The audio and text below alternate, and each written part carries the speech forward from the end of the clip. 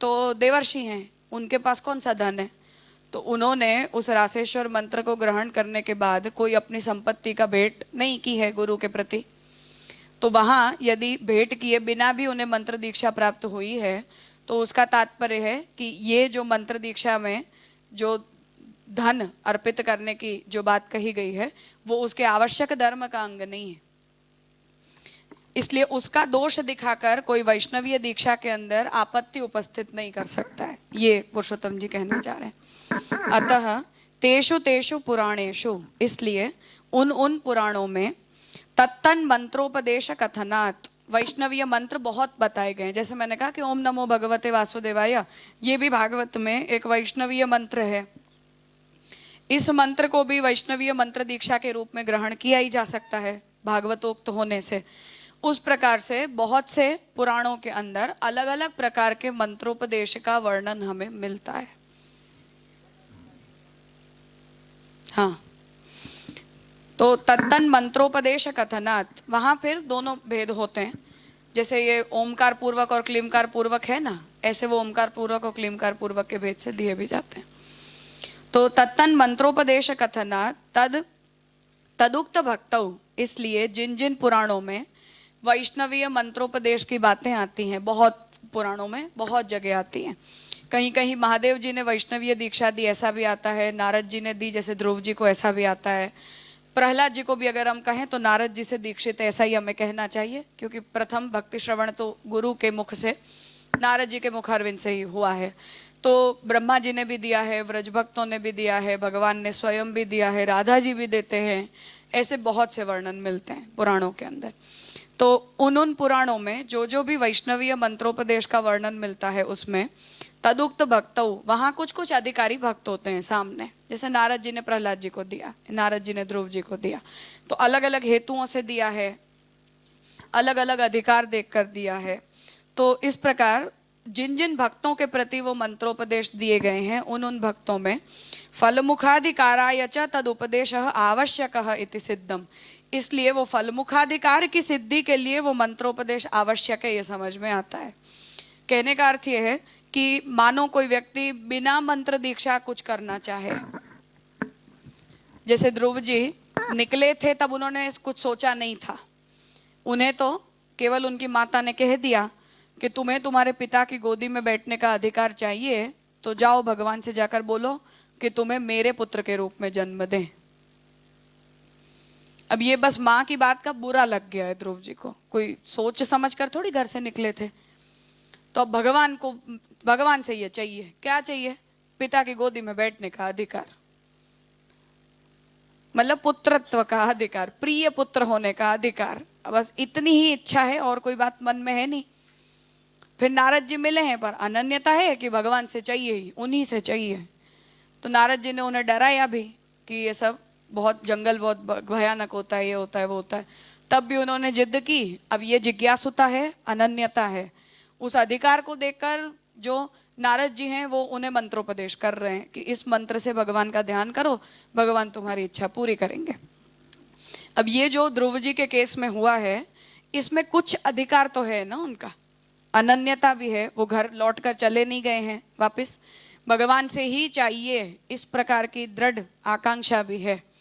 तो नारद जी ने उन्हें उनकी जिज्ञासा देखकर, परीक्षण है ना ये, डराना कि हाँ जंगल में इतने प्राणी होते हैं, तुम तो बच्चे हो, ये हो वो हो, ये सब जो भी नारद जी ने कहा है वो परीक्षण है उनका, कि उनका भाव कितना दृढ़ है, वो कितनी उनके अंदर अनन्यता है।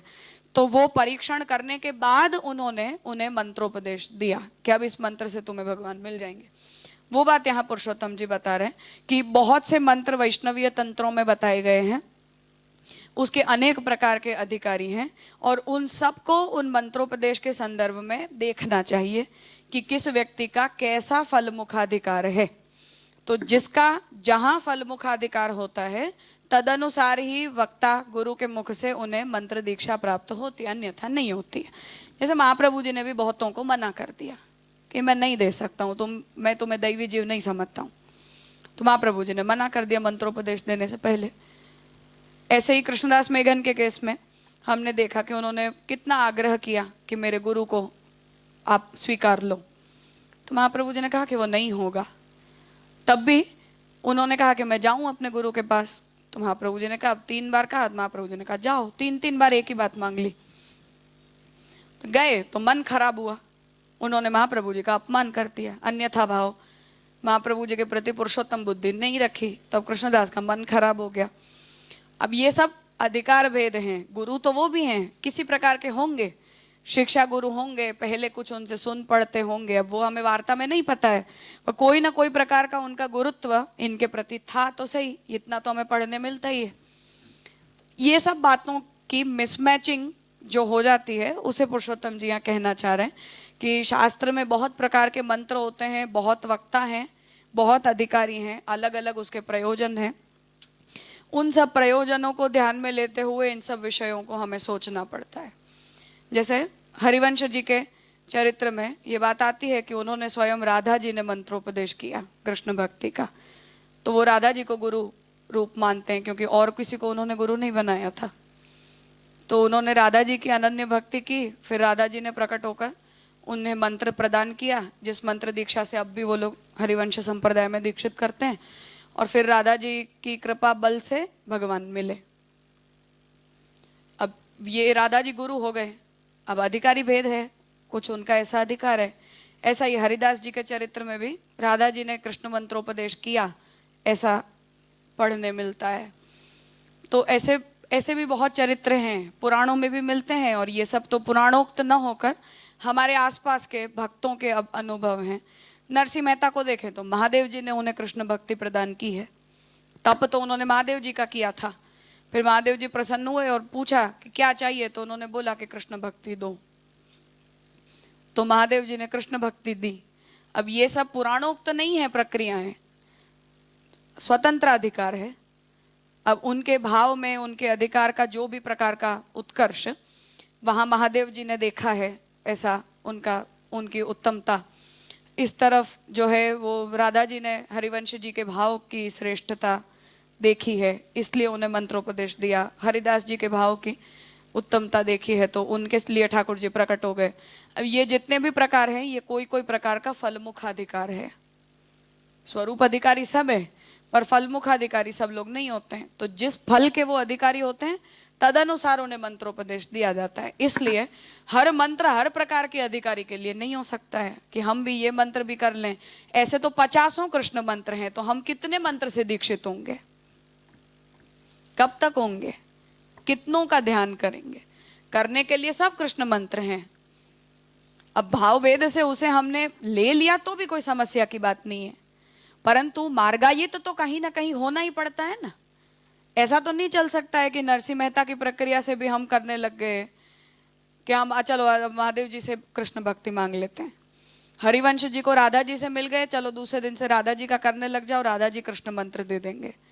मंत्र मंत्र हैं, ठाकुर जी हैं, सबको अपने अपने अधिकार से मिला है, परंतु उन सबके अंदर ऐसी अधिकारिता का सर्वसामान्य स्वरूप अगर हम बनाने लग जाएंगे तो केओस हो जाता है ना। ऐसा करने से तो कोई कितना कर सकता है एक मनुष्य एक जीवन में, उसे पुरुषोत्तम जी यहाँ स्पष्ट करना चाह रहे हैं कि उन पुराणों के अंदर जितने जितने वैष्णवीय मंत्रोपदेश के चरित्र हमें मिलते हैं उन्हें हमें उन भक्तों के फलमुखाधिकार के अनुरूप जान लेने चाहिए।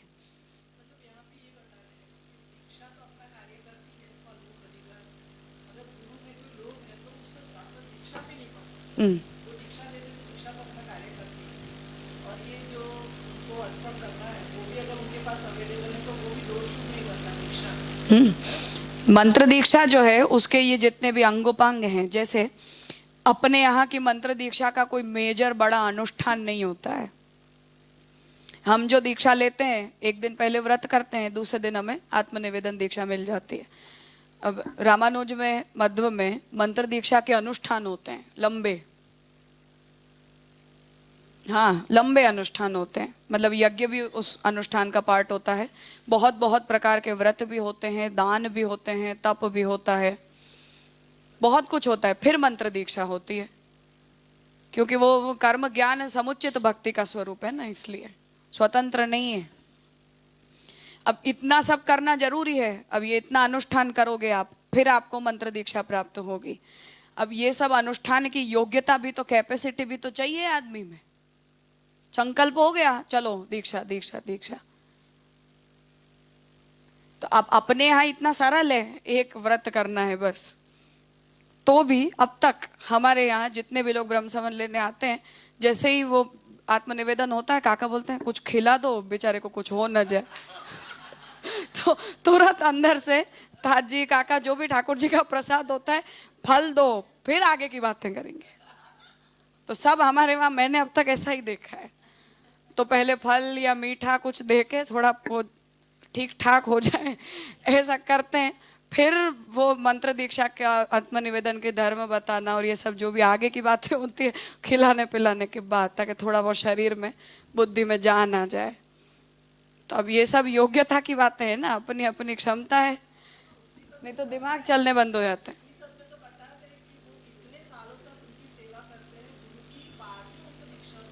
हाँ, बहुत जगह उसका ये भी है कि जैसे रामानुजों के वहाँ भी ऐसी कुछ स्थानों पर परंपराएं हैं कि पहले वो, उसके बाद जो जो भी धर्मों का अनुसरण करना है उसका एक प्रैक्टिस पीरियड दिया जाता है कि 1 साल तक ऐसे रह कर दिखाओ, एक वैष्णव का जीवन जीकर। तो जितने मतलब जप जितना करना है वो सब करो, जो भी त्याज्य पदार्थ हैं उन सब का त्याग कर दो, विहित धर्म है उनका अनुष्ठान करो, मतलब गुरु सेवा, गो सेवा, भगवत सेवा, परिचर्या, ये सब कुछ करो। ऐसा करते करते वो 1 आध साल का जब ट्रेनिंग पीरियड पूरा हो जाता है और गुरु को लगता है कि दीक्षा लेने के बाद भी ये सब अनुष्ठान करेगा, इस प्रकार से रहेगा, तब उन्हें अनुष्ठान पूर्वक दीक्षा दी जाती है। तो वे सबकी अपनी अपनी कैटेगरीज हैं। हाँ, वहाँ भी करते हैं ऐसा। ये सब योग्यता को परीक्षण है, कहने का मतलब ये चेकिंग है, वो गुरु को करना चाहिए अपनी तरफ से, परीक्षण आवश्यक होता है। तो कहीं कहीं यज्ञोपवीत दीक्षा मंत्र दीक्षा की अधिकारी होती है, जैसे चैतन्य संप्रदाय में 2 दीक्षा होती है। पहले कृष्ण मंत्र दीक्षा हो जाती है, वो सामान्य मंत्र दीक्षा हो, फिर यज्ञोपवीत के बाद जब गुरु को ये लगे कि अब ये वैष्णवी आचार का अनुसरण करने के लिए योग्य है, तो यज्ञोपवीत के बाद फिर गोपाल मंत्र दीक्षा होती है। तो वहाँ भी 2 दीक्षा होती है, शरण और ब्रह्म संबंध के जैसे। तो ये सब का अपना अपना परीक्षण करने का तरीका है। तो ये सब योग्यताएं अलग अलग तरीके से देखी जाती हैं। जैसे श्रीरंगम में वहाँ, क्योंकि ठाकुर जी सब सवारी के लिए बहुत बाहर पधारते हैं ना, तो उनकी सवारी लकड़े के इतने मोटे मोटे दंडों के ऊपर ठाकुर जी की पूरा सिंहासन वगैरह पधराया जाता है। अनाप शनाप वजन होता है, हम सोच भी नहीं सकते हैं। तो वहाँ लड़के जो हैं वो शादी के लिए लायक हैं कि नहीं, ये उनके कंधे देखकर देखा जाता है, क्योंकि उनके कंधों में अगर वो ठाकुर जी की सवारी उठाने का कव है तो वो लड़के योग्य माने जाते हैं श्री वैष्णवों में। मतलब ठाकुर जी की सेवा करते हैं ना ये लोग, ऐसा। अगर वो कंधों में वो कव नहीं है, उसका मतलब है कि आपने कुछ नहीं किया है। और वहाँ के उस क्षेत्र के जो लड़के हैं उन लोगों को अन्य भी श्री वैष्णव मंदिरों में ठाकुर जी की सवारी को पधराने की सेवा के लिए बुलाया जाता है। इतना वहाँ इसका प्रचलन है। अब ये सब योग्यता के पैरामीटर्स हैं जो सब अपनी अपनी रुचि इच्छा के अनुसार देखते हैं, तो वो सेवा का मानदंड माना जाता है। तो वहाँ पहले से मंत्रो दीक्षा नहीं हो जाती है, बच्चे छोटे होते हैं तब से एक प्रैक्टिस की सवारी करते हैं वो लोग, अपने घर में विराजते जो अर्चावतार होते हैं ना उनको लेकर, मतलब छोटा छोटा सिंहासन पधरा कर करते हैं। फिर उन्हें जब ठाकुर जी की सवारी होने वाली होती है तो हल्की सवारियों से ट्रेन करवाया जाता है। फिर जो गरुड़ासन वगैरह की बड़ी बड़ी सवारियां होती हैं उनमें वो होते हैं जो सिद्ध हैं एकदम सवारी पधराने के लिए, क्योंकि एक हल्की सी भी एक जने की भी मिस्टेक ठाकुर जी को परिश्रम हो जाता है, तो वहाँ गलती की कोई गुंजाइश नहीं है। वहाँ की ये परंपरा है, मुझे भी नहीं पता था, मैं गई थी ना तब उन्होंने बोला कि ये लड़कों के ये कंधों पर वो सवारी उठाने के कव होते हैं, और वो जिन पर होते हैं वो वहाँ के अयंगार श्री वैष्णवों में शादी के योग्य माना जाता है लड़का। अब ये योग्यता का एक टेम्परामेंट है ना, परीक्षण है कि तुम सेवा कर रहे हो। पुरुषोत्तम जी इस बात को समझा रहे हैं कि ये सब अलग अलग मंत्रोपदेश हैं, सब वैष्णव मंत्र हैं, परंतु इन सब की अपनी अपनी योग्यता है, और हर प्रकार की योग्यता हर व्यक्ति की नहीं होती है। इसलिए हम ये समझें तो उन मंत्रों को या उन मंत्रोपदेश को मार्गायित करना जरूरी होता है। ये पुरुषोत्तम जी का मूल तात्पर्य है। अब उसे आगे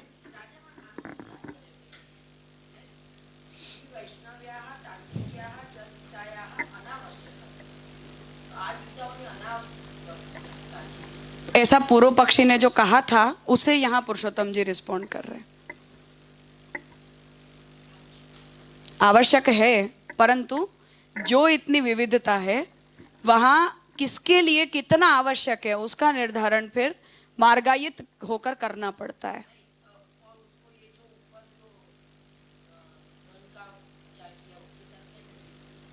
वो उसमें कोई दोष बताए कि वो तुम्हारी दीक्षा में तो इतना सब करना पड़ता है, उस दोष का निवारण बता रहे हैं। हाँ, क्योंकि नारद जी ने कहाँ किया था, कुछ है ही नहीं ना, धन कहाँ है उनके पास। तो उसके बिना भी वैष्णव दीक्षा हुई कि नहीं हुई उनकी? हुई। हाँ, अगर ऐसा कोई सोचे तो उसका निवारण बता रहे। तो अंत में जो पुरुषोत्तम जी इसमें जो कंक्लूड कर रहे हैं वो उसका तात्पर्य ये है कि बहुत शास्त्र वचनों के अंदर बहुत वैष्णव मंत्र होते हैं, एक ही प्रकार का वैष्णव मंत्र कृष्ण मंत्र नहीं होता है। इसलिए उसके जो उपभोक्ता भक्त हैं, जिन्हें जिस अवस्था में जिस प्रयोजन से वो मंत्र दीक्षा प्रदान की गई है उसे हमें कंसिडर करना चाहिए। और वो यदि हमारा प्रयोजन है और हम यदि उस अधिकार उस मार्ग के अनुयायी हैं और उसे ग्रहण करने की हमें अपनी योग्यता दिखाई देती हो, तब हमें उन तंत्र दीक्षाओं के अंदर थोड़ा सिलेक्टिव होकर उनकी आवश्यकता अनावश्यकता का निर्धारण करना चाहिए, ये कहना चाह रहे हैं। मिटाना, कैंसल करना, हरा देना। और यह निरंतर पहले भी ये श्री वैष्णव, तो वो क्यों एड्रेस कर रहे, वैष्णव ना कहकर? आदरवाचक है इसलिए। अच्छा, वैष्णव मंत्र है तो वो भगवत मंत्र है ना साक्षात, इसलिए संप्रदाय मूलक वो नहीं, ऐसी वो बात नहीं है। अब पुष्टिपथ प्रद्वेषी प्रलाप परिहारः। अब जिन लोगों को स्वतंत्र भक्ति से समस्या है उन लोगों की बात को यहाँ पुरुषोत्तम जी कैंसल कर रहे हैं कि पुष्टि मार्ग में हम जिस प्रकार की पुष्टि भक्ति का विधान, स्पेसिफिकली सांप्रदायिक भक्ति का जो दीयमानम न गृह्णन्ति वाली जो भक्ति का विधान कर रहे हैं, उसके जो लोग विरोधी हैं उन लोगों को यहाँ निरस्त किया जा रहा है।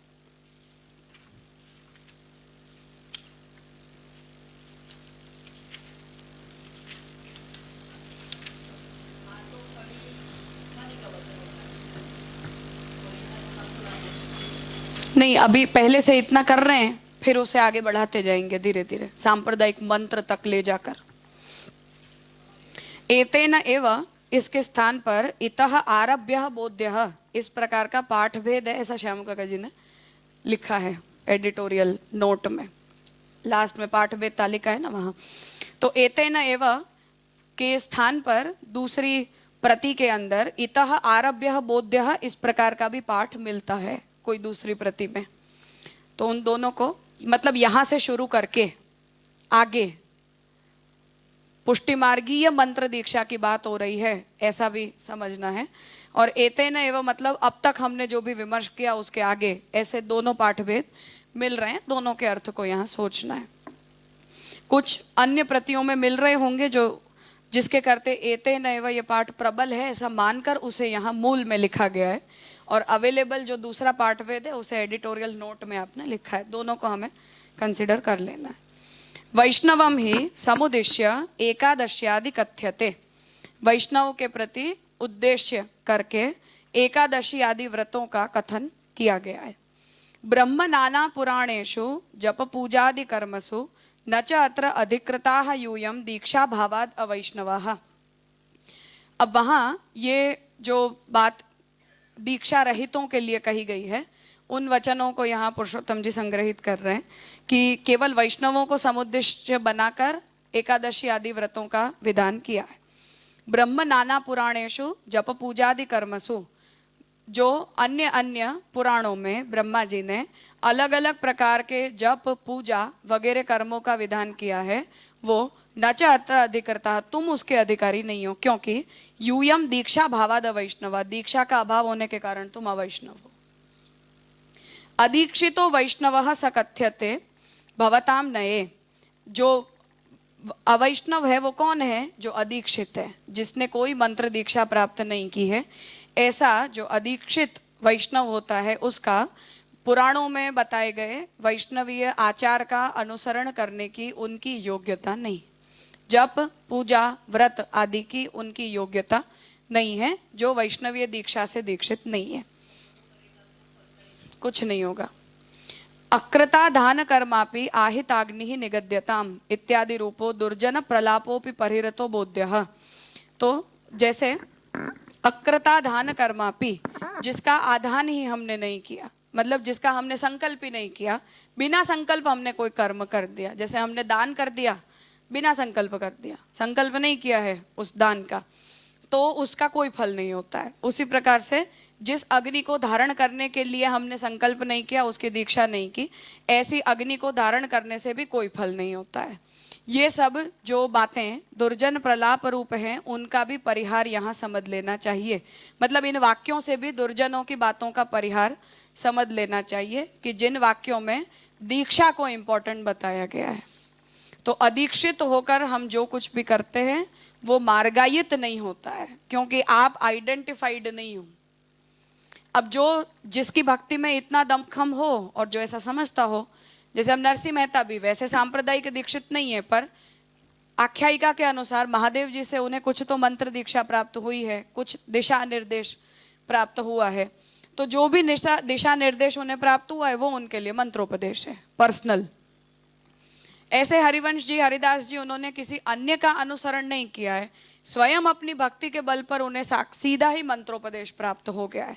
तो ऐसे जो लोग होते हैं, उस प्रकार का यदि हमारा सामर्थ्य हो तब भी बिना दीक्षा किसी ने कुछ नहीं किया है, ये कहना चाह रहे हैं। किसी भी प्रकार से सही, पर कोई प्रकार का उपदेश, कोई प्रकार की दीक्षा किसी न किसी की हुई ही है। जैसे ध्रुव जी की भी नारद जी से हो गई, प्रहलाद जी को भी गर्भ में नारद जी के वाक्यों का जो उन्होंने श्रवण किया वो उनके लिए मंत्रोपदेश हो गया। परंतु प्रत्येक स्थान पर किसी भी व्यक्ति को या पर्सनली या संप्रदाय से, किसी भी प्रक्रिया से ही सही, परंतु कोई ना कोई प्रकार का मंत्रोपदेश तो हुआ ही है। इसलिए बिना मंत्रोपदेश अदीक्षित व्यक्ति जो कुछ भी करता है वो निरर्थक जाता है। ये जो वाक्य हैं, इससे भी जो पूर्व पक्षी ये कह रहा था कि गायत्री मंत्र लेने से ही सब कुछ हो जाएगा, तो ऐसे उस दीक्षा से सब फलित नहीं हो जाता है। तो जिस व्यक्ति को वैष्णव साधनों का अनुसरण करना है, उसे गायत्री दीक्षा से दीक्षित होने के बावजूद भी वैष्णवीय मंत्र दीक्षा का ग्रहण तो करना ही पड़ता है, ऐसा इससे सिद्ध होता है। ये पुरुषोत्तम जी इस वाक्य से कहना चाह रहे हैं, क्योंकि हम भी सांप्रदायिक दीक्षा से दीक्षित करते हैं ना, इसलिए ये चल रहा है अभी आगे। इसीलिए वो एतेन एव बोध्यः, वो जो दूसरा पार्ट है वहां से इसको डेवलप करना है। यहाँ रखना है कि करना है? ठीक है, तो इतना विषय इस सत्र में हमने देखा है। मोस्टली होली के बाद मांडवी में हम इस ग्रंथ को आगे करेंगे।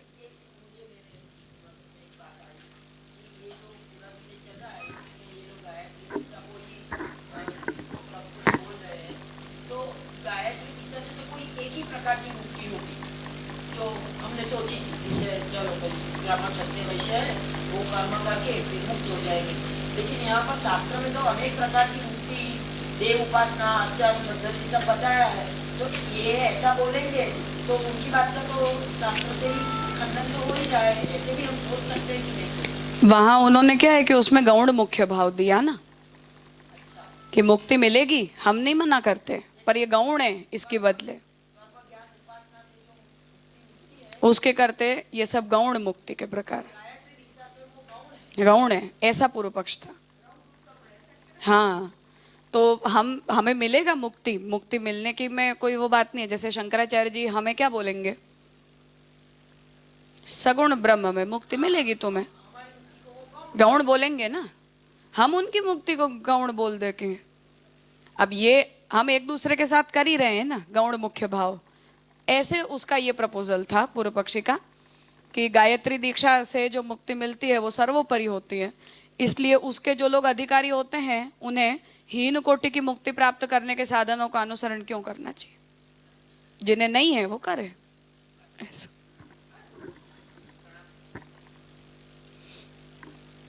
ठीक है, तो इस सत्र का हम आज यहाँ समापन करते हैं।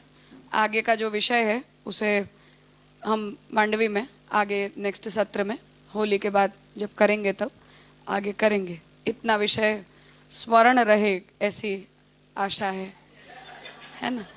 हम भूल ना जाएं, थोड़ा आवर्तन वगैरह करके, भले 3 महीनों तक रोज करने की नहीं ज़रूरत, पर शिविर में हम आगे बढ़ाएं उससे पहले हो जाए ऐसा करना।